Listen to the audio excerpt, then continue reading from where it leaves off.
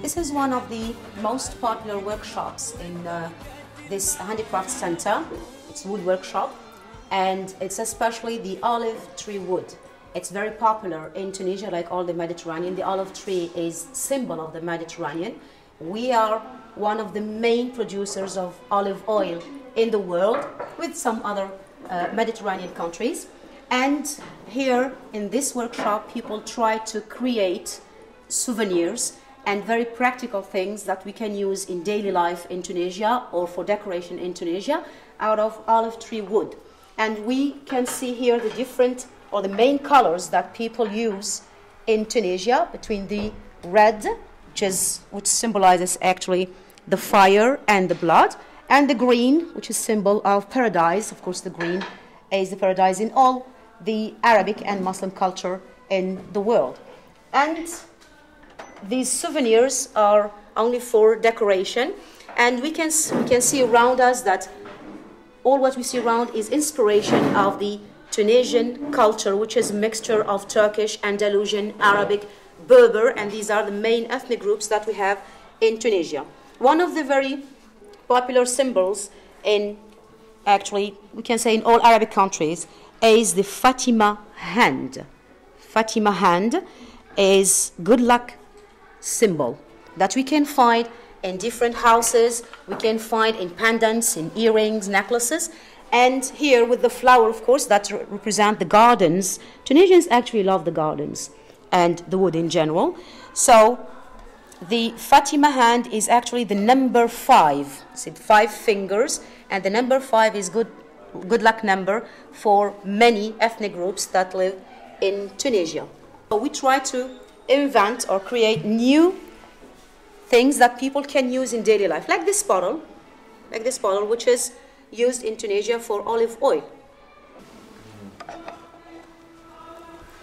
This is one of the famous wood we have in Tunisia. The olive tree is a very strong tree, actually, that can live for a long time, and very popular, of course.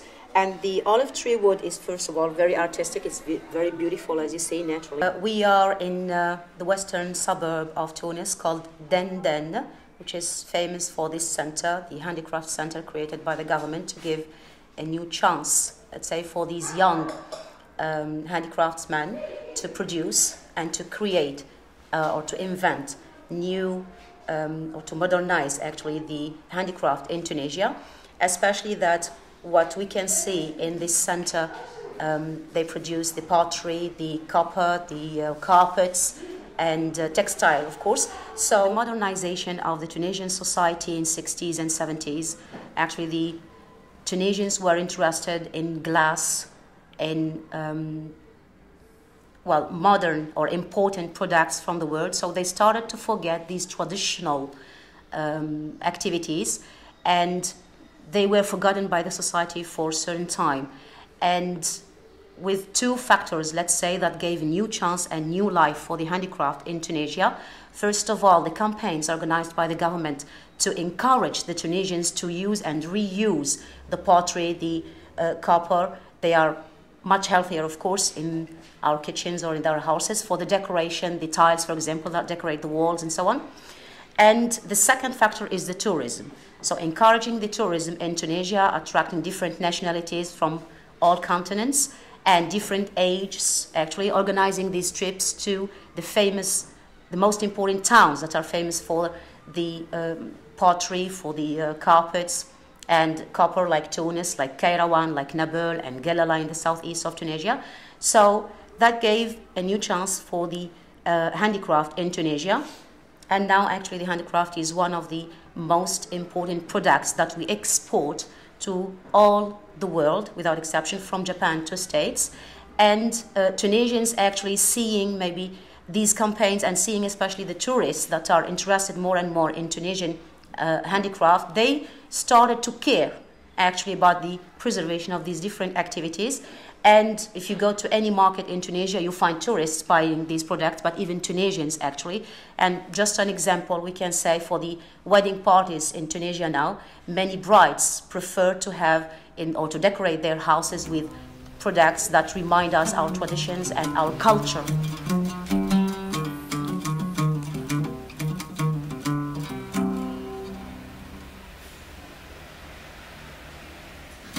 Here at Denden, I'm observing these incredible craftsmen as they make these very fine Roman mosaics.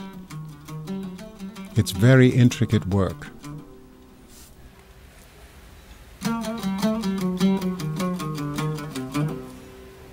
Tunisians actually seeing maybe these campaigns and seeing especially the tourists that are interested more and more in Tunisian handicraft, they started to care actually about the preservation of these different activities. And if you go to any market in Tunisia, you find tourists buying these products, but even Tunisians actually. We are now in the amphitheatre of Carthage that was built in the 2nd century AD, and it was the first amphitheatre in Tunisia. And like all, Carthage was the first Roman town, of course. But as you see here, quite everything was destroyed. So it was abandoned like the whole town in the 7th century AD and disappeared completely. It's completely destroyed. No arches, no seats all around. And we needed to excavate at the beginning of the 20th century to find the arena of the Colosseum. And this arena actually, or the Colosseum in general, was a kind of private shows were organized in it. So when we talk about the Colosseum or amphitheater, it's the same monument.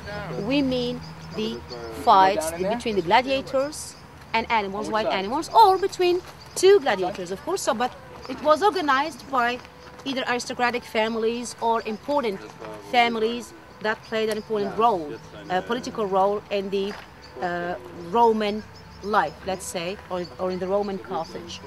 And it's technically the right name is amphitheater. It's similar to the one in Rome. The difference, this is destroyed and the one in Rome is not destroyed.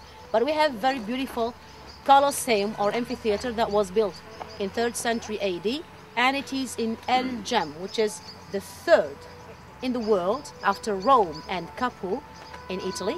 And the 3rd one is the one in Gem, and it is the largest in North Africa for 35,000 spectators.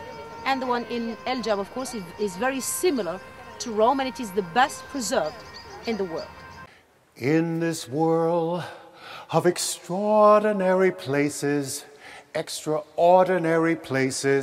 I'm glad there's Tunisia. Tunisia is a very special destination.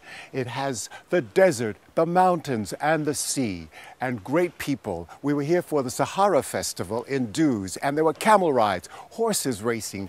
My God, it was just, you know what I always say, that people make a difference when you travel, and I love it.